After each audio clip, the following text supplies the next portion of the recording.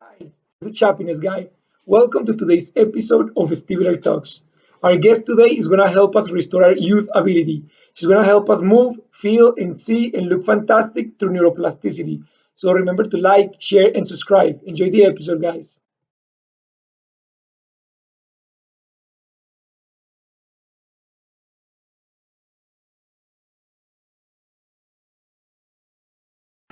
Can you do a horizontal VOR as you're walking, please?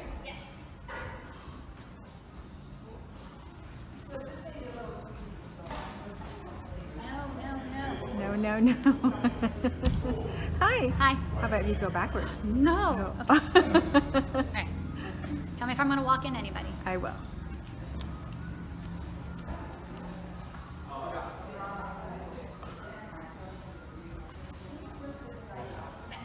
Thank you. Ahoy. Walking vertical VOR, please. Yes, please.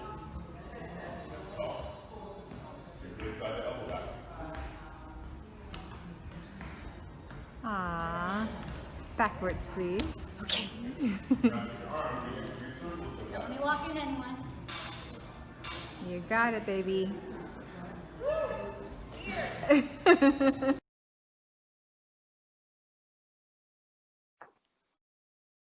All right, Marisa, we're Okay. recording. How are Hello. you? I'm well. How are you? Good, good. Happy New Year. Happy New Year to you. May it be a very good year for you and everyone out there. Likewise, likewise. Thank you so much. Thank you for taking the time to spend it here with us to talk a little bit about vestibular conditions. Okay. Yeah, I'm happy to be here. Thank you. Thank you for the invitation. Yeah, it's a pleasure. So, do you mind telling us a little bit about who you are? Um, well, I guess with regard to you and your work and what we might be delving into, I am one of two of a pair. I have a I have a partner slash business partner slash best friend, Bambi, and she and I have created Age Proof Project, which is we think of ourselves as educators when it comes to just overall well-being, maintaining just optimal health and mobility as we age. And she couldn't be here today, but she says hello. And we both started out many years ago as Pilates instructors. Okay. Bambi was also a personal trainer, and um, after we both started working, we both started our careers at the exact same time in the exact same place. So we've Oh, been working, yeah, been working side by side for 20 years now. wow. Yeah, yeah. So, and we were just members of a really wonderful community of other practitioners, personal trainers, Pilates instructors, yoga teachers, chiropractors, body workers. It was a really wonderful place to Yeah. work. And we got a lot of input from our colleagues. We shared a lot with each other and we learned a lot over the years. And I think one of the best things that happened to the both of us is that we were introduced to the remarkable powers of the brain and the nervous system. Hmm. And so we didn't move away from being trainers of strength and movement. We just started to integrate training of the vestibular and visual system because we realized how important that was to just being strong, having good balance, and really what we came to learn over years of studying about the brain and the nervous system is how important it is to overall health, to make sure that your vision, your visual system, your vestibular system, and your proprioceptive system, we could call that your movement system, are all working well together in concert. So our job is to train people to integrate those three systems and kind of have it be really it's really the foundation of our work. It's what we use to really prop people up so that they can just be as fabulous as they want to be. Awesome. Thank you for that. And as we know, the older we get, the weaker those systems become. The vestibular system, the visual system, the movement, they start deteriorating. So it's very important to, as you said, to keep them active, to keep them kind of like uh, how would I say it? To keep it like energetic, so they continue to be strong as we get older and older. Um, Interesting enough, not only about age, but your approach and your exercises help people that also suffer from vestibular conditions, such as myself. I've been diagnosed with vestibular migraines, and some of the exercises that I do to train myself to have better balance every day, I learned them from your page. Especially, yes, especially when you guys do what do you call them? Ice saccades, when you look at different points with the eyes, and you challenge your balance by putting one foot in front of the other. Let me tell you, it's not as easy as you guys make it seem. So, but it is challenging, and it is good because you feel so accomplished it's difficult at the beginning, so it takes some practice. But when you finally accomplish it, you're like, yes, like you feel such a satisfaction that you're able to do it. So where do you get the inspiration to perform these exercises? Where do you learn them from? Oh my gosh. Well, first of all, you made my day, you made my week, perhaps my year.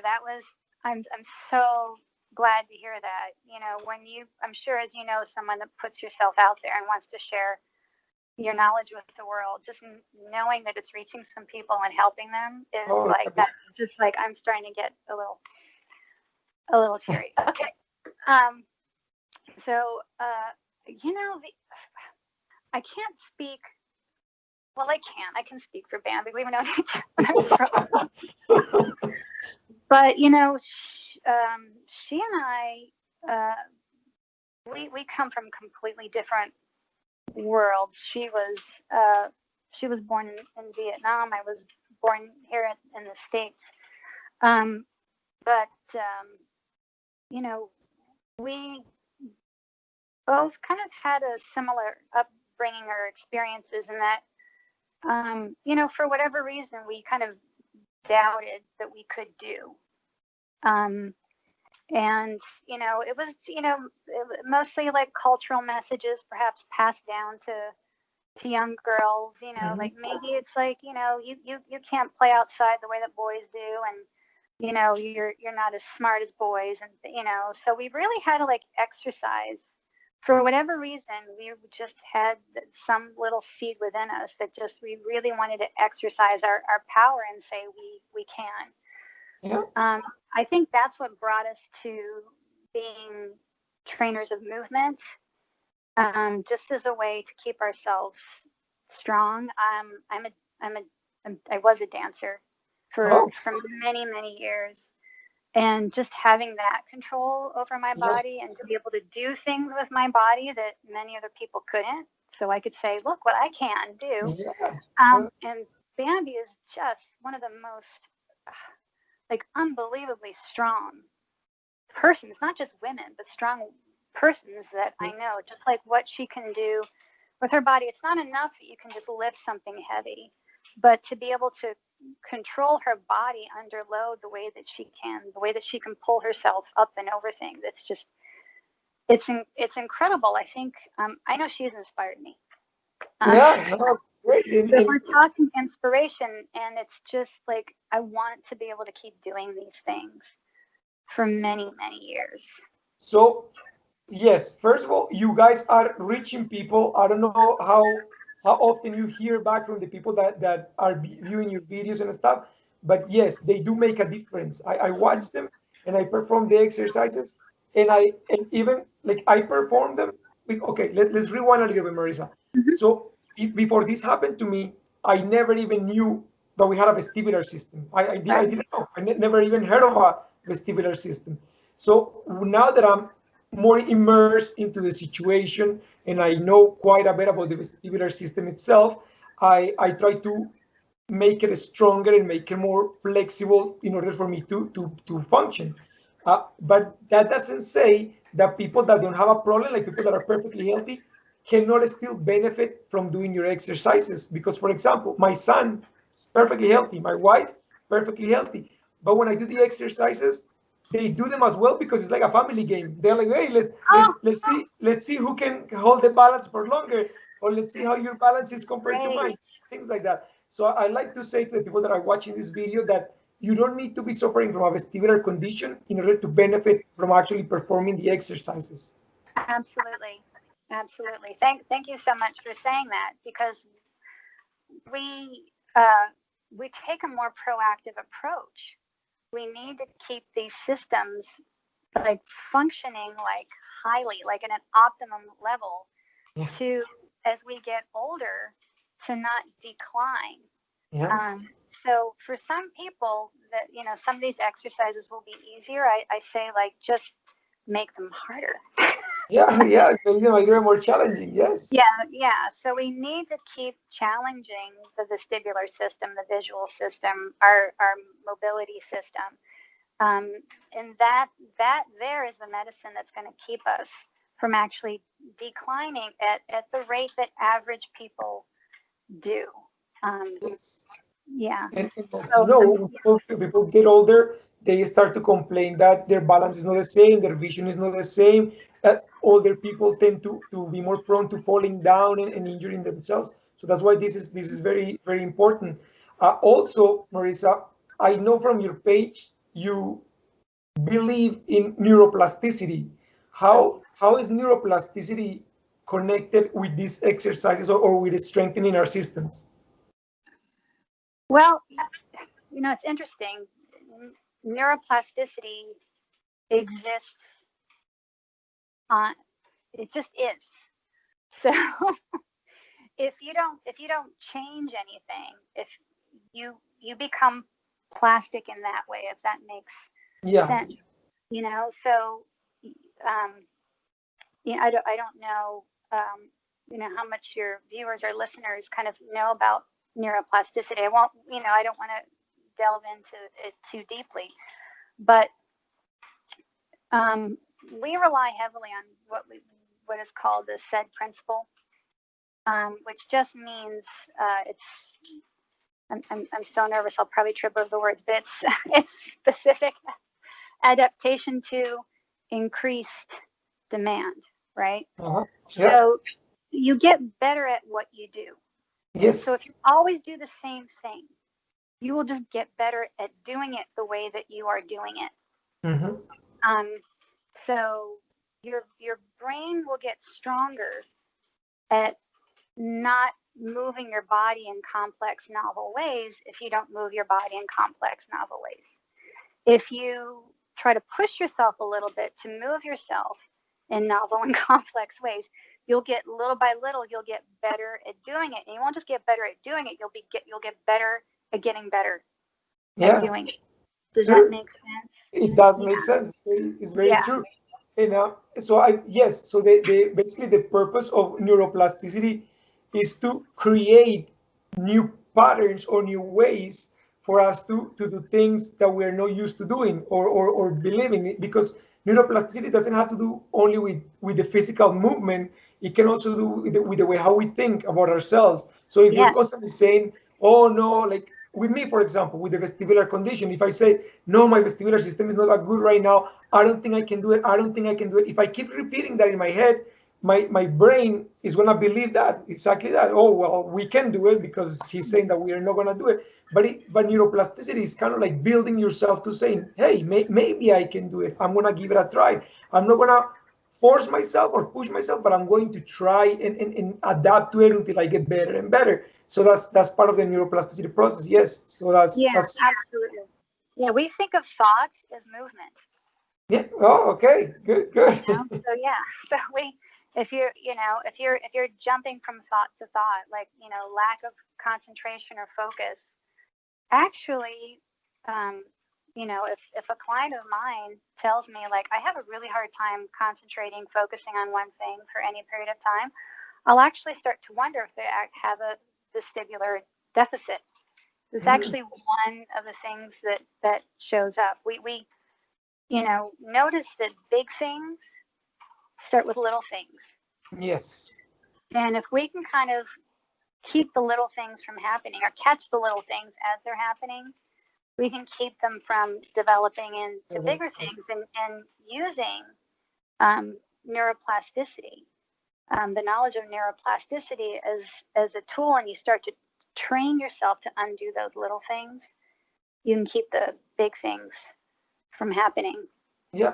So, Marisa, so for example, someone that has a weak vestibular system, whether because of illness or just because they haven't challenged their balance, if they try to do more exercises, what do you recommend is good for them to kind of like start to do it first? Like maybe some ice arcades like we were talking about, or maybe some dancing movement, or what should they do to start building up that vestibular system to make it stronger?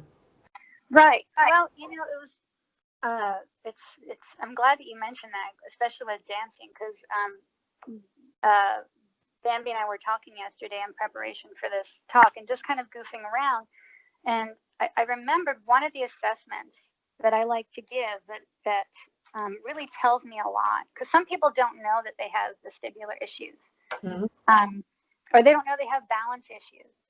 But one of the assessments that I like to do is just tell my client, if they're too shy to do it in front of me, just to put on some music and dance and video yourself and just move as many parts of your body as you can. Keep your eyes open and move as many parts of your body as you can to the music, and just don't think about it too much.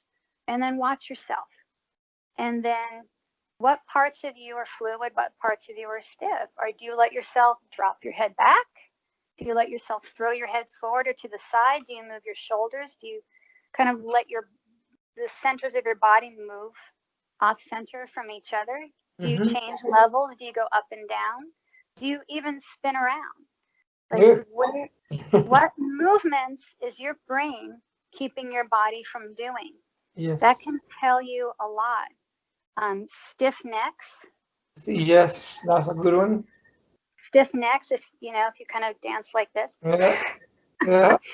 That can tell you something, or just kind of closing your eyes and going inside. Though that feels good, you may not realize that you're actually avoiding taking in visual information, and that perhaps looking around the room at your environment makes you feel unsteady if you're changing your focus.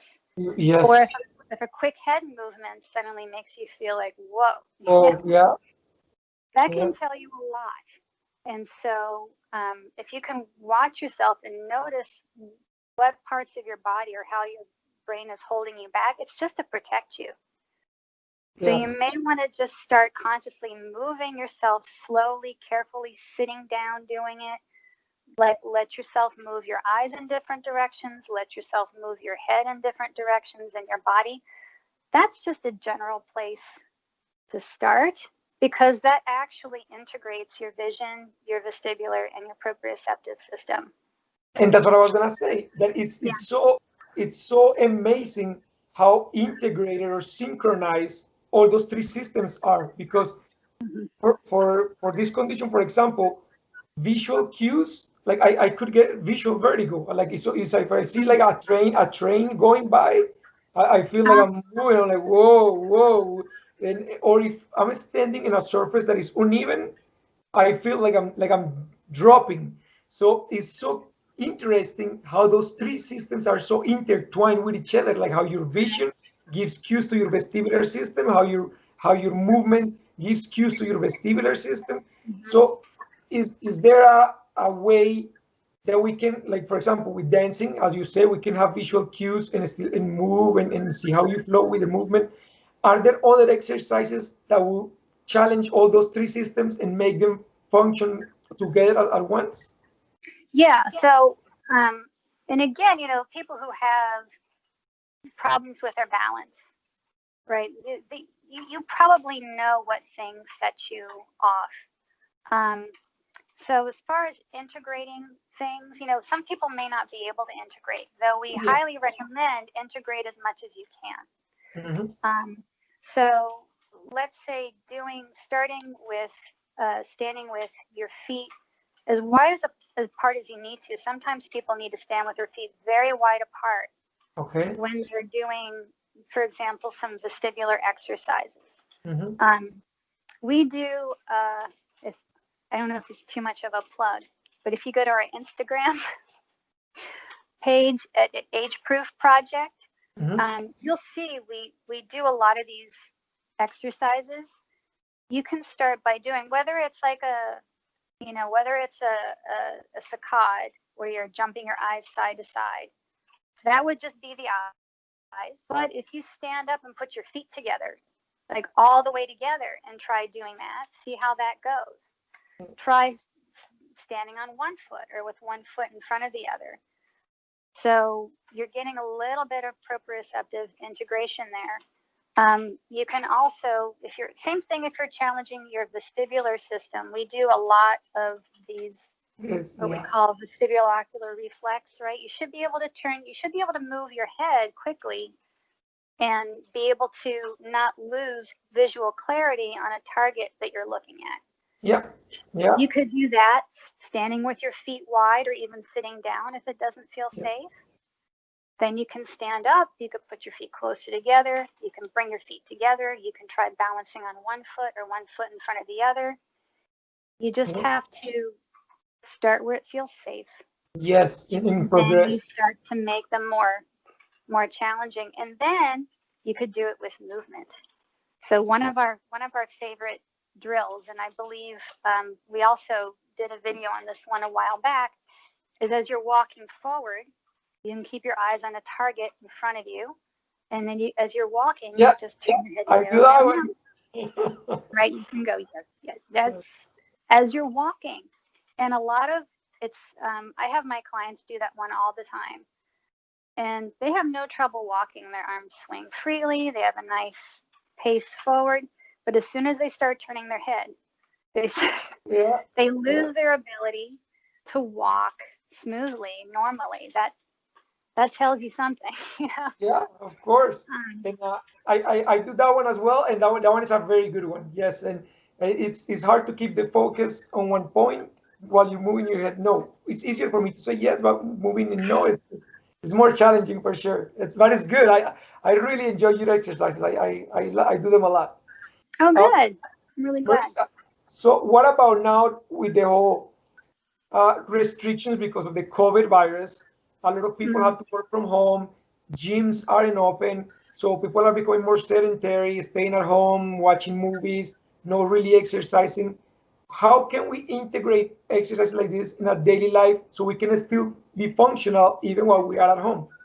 Yeah, I'm so glad you asked that, because that became a really huge challenge to us.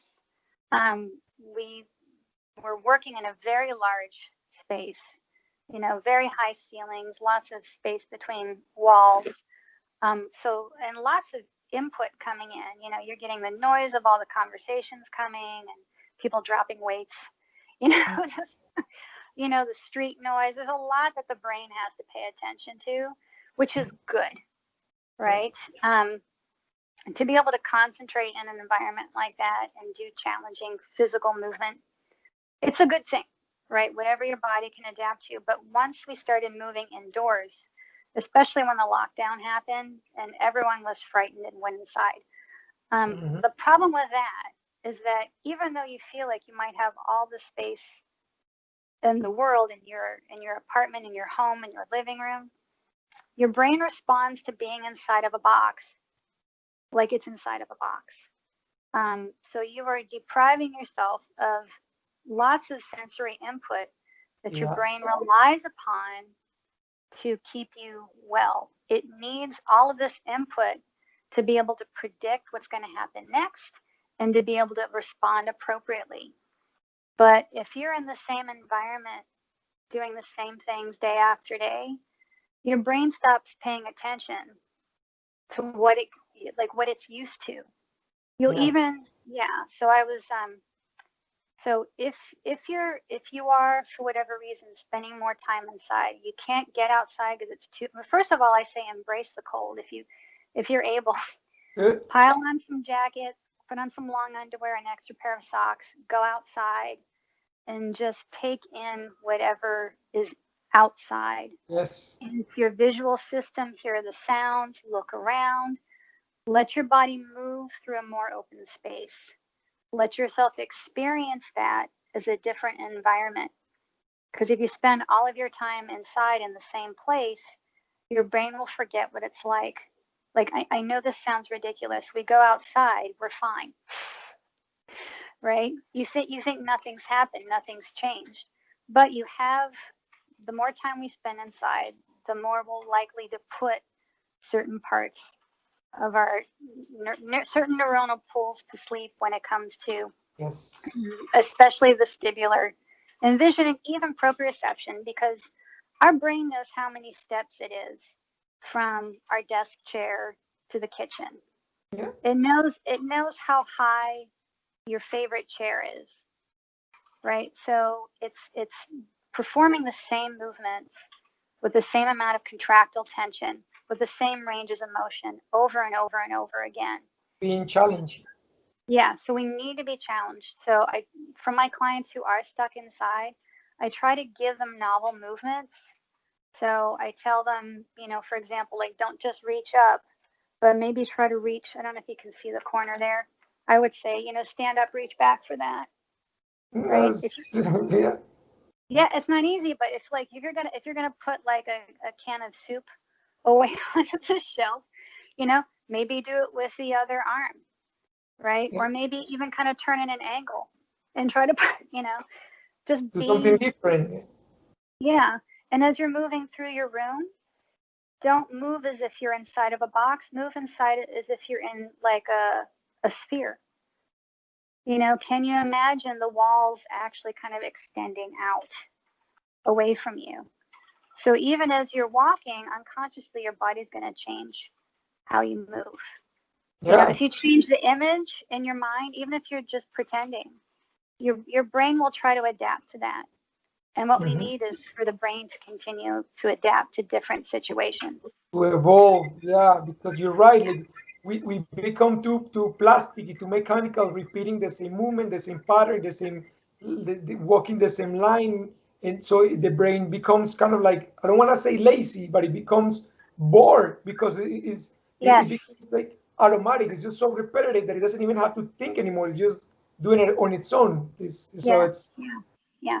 And it'll put certain parts of the brain to sleep. So repetitive linear movements put the part of the brain that does complex nonlinear movements to sleep. So yeah. even if, so try doing some, move in complex nonlinear patterns, move your arms in a figure 8 pattern. Just get up, swivel your hips, swivel your legs, swivel your knees. Don't just have them bend and straighten. Yes, You it's like a robot. Yeah, you're right. I never saw it that way, but you're very right. It's true. Yeah. We become so like automatic. Yeah, Yeah. And in our homes, everything is in front of us. yeah. We're looking forward, we're reaching forward, we're walking forward. Maybe it's something you could do if you have space is just stand up and take 10 paces backwards. Yeah. That's, Have you tried the yes, yes, yes, no, no, no walking backwards? yes, but I start either going too far left or too far right. I don't stay straight, so I don't do it too often because it's very challenging. But yeah, I don't. Yeah, so I know when people have specific vestibular balance issues, there are very specific exercises that I'm sure their vestibular rehabilitation specialist will give to them, and you should do those. But let's say you just want to prevent those from happening, or that you've recovered and you don't want those to happen again. I would say just generally, like, be creative and move as many parts of your body in as many ways as you can.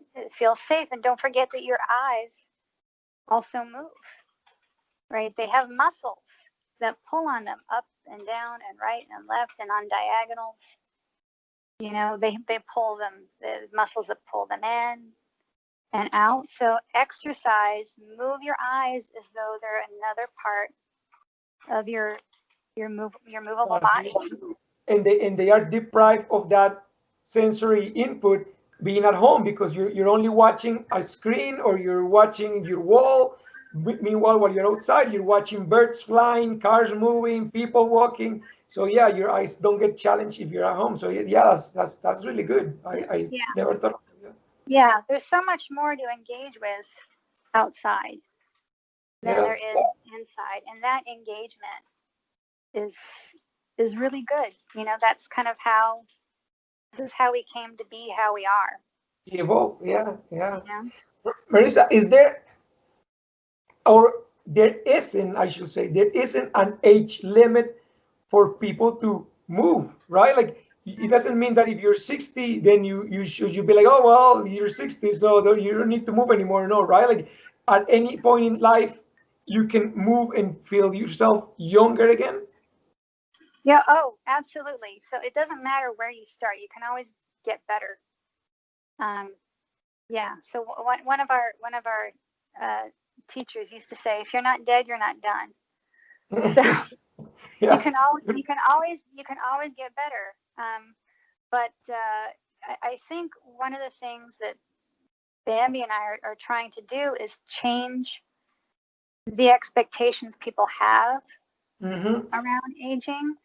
That, you know, well, yeah, I'm just going to people as they get older, they experience more pain, they slow down, they do less, they, you know, you start to, I mean, I've heard these things all my life, like, oh, I'm getting old.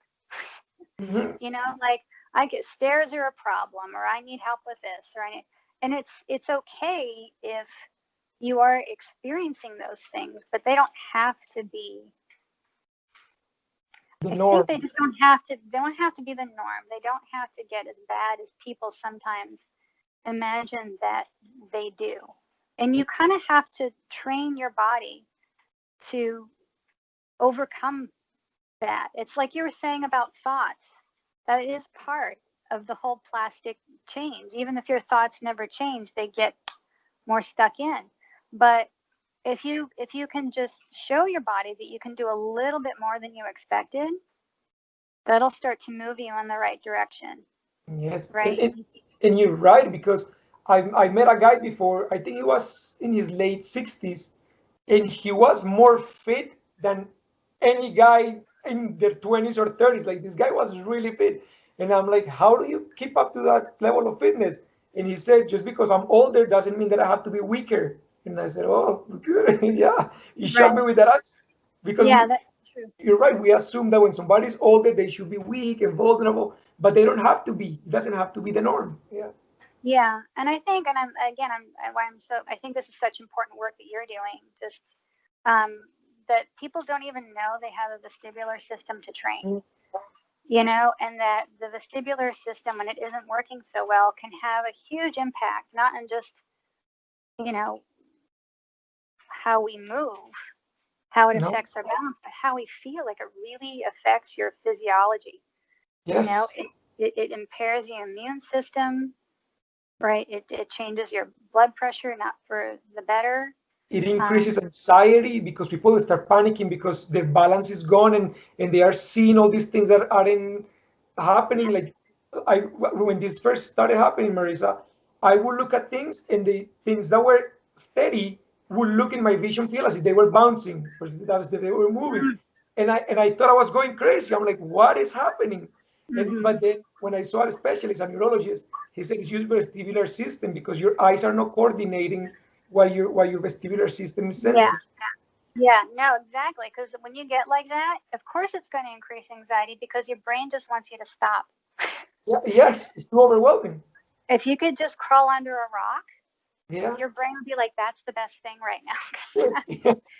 So even people with mild vestibular dysfunction, they may not notice it in their balance or how they move. They just may be anxious all the time Yes. because the brain feels like this isn't safe. At any moment, we could fall down. You may not be consciously aware of it, but your brain is keenly aware of these states. And I think that what I wanted to say about that as far as training the vestibular system goes, you know, I just want to remind people that it's woven in, like, well-being and strength and the ability to move is like this tightly woven fabric that is this integration of the vision, the vestibular, and the proprioceptive system. And you have to train all three. And I stole this idea from Peter Attia about the centenarian Olympics. If you, yeah, if you think you may live to be 100 years old, decide what would you have to be able to do to make life worth living at that age. Yes. Right? Do you want to be able to, like, be independent, which means you could do your own shopping, you can carry your own groceries, you can travel, you can get down on the floor and up off the floor in order to play with your grandkids. You could chase after your grandkids. You could pick up your grandkids or your nieces or nephews. Figure out what you want to do that would make life worth living, and train for that. In daily life activities such as showering, for people, a lot of people that get older have such a hard time keeping their balance in the shower. So if they work their vestibular system and their eye and then their movement, they'll probably get more how would I say, like, more steady and more balanced as they learn these exercises. Yeah, you're right. Yeah, and you would feel more confident, so that would keep you doing things, right? The less steady you feel, the less strong you feel, the less confident you feel, the more you'll pull back from life and from engaging with life. And we really need to train to continue to engage with life to the fullest, to the extent that we desire. Yes. Yeah, so it's not enough just to practice. Like, strength training is wonderful. It really is. Training to be flexible if you're doing yoga or other forms of exercise. Pilates, I did Pilates for many years. Wonderful form of exercise for moving. But you have to remember to train your vision and your vestibular systems with all these strengthening and mobility or flexibility exercises, if you will. You have to remember to do that. Now let's tell people where they can find you so they can see these exercises. Okay, well, so we are. You can find us. We have an Instagram page. It's Age Proof Project. One word, Age Proof Project. That's how you can find us. You'll see Bambi and me. All right. Yeah, she's done. We're actually working on a class right now. We're creating a curriculum. Okay. To teach this, to kind of reach out and reach many more people and try to create some kind of class. So for the last couple months, I've been kind of developing a curriculum, and she's kind of taken over on the Instagram thing. And just for the last couple weeks, she's done some really great videos on a lot of these exercises and some really ideas for fun for getting outside and training outside. You don't need to have weights. I mean, working with weights is great, but if you don't have weights, you don't need them. There's lots of things outdoors to play with, as she demonstrated. So check that out. Definitely we will. Now, what does the future hold for Marisa and Bambi?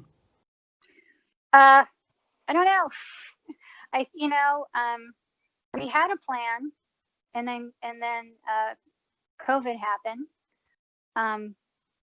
But I think, so we just had to turn our attention towards still being able to reach our clients online. We made a huge transition to working outdoors with our clients, which actually has been a real blessing. And our ability to continue to work with clients online too has been a real blessing, in that it taught us that this is doable, and this may be actually a really good way to reach people. So that's why we decided to create some online content that would be more like a course than just these little videos. And I think I don't know, you're I think somewhere a little colder than where I am. I'm in Canada, yes. Yeah, you're in Canada. But here in Northern California, the weather is still, it's nice enough to be outside. And I really feel like this has also kind of pushed us to try to engage people with being outside, even if you're not a real outdoors person. There's still lots of opportunities. And I really do think that in the time of this pandemic, we're going to have to learn how to embrace the cold and just get outside and try to find creative ways for people to get out and exercise in a way, or play in a way that integrates those three systems. And I'll just say one more thing. I really think badminton is also fabulous. I forgot to mention that, but you can buy a badminton set online, I'm sure, and or some of those sporting goods stores for very little. You don't need a net. You just need someone to play with, and anything that gets you to, that's hand-eye coordination, that's having to look up, that's having to move laterally forward and back, and it moves slowly enough that it's not like tennis where you have to start and stop and accelerate and decelerate, which is very important for everyone to be able to do. But if you can't, badminton is actually it's a more gentle way. Yeah. It's a more gentle way, and if you have some space outdoors to do that. And it becomes fun. It could be a family game. Play.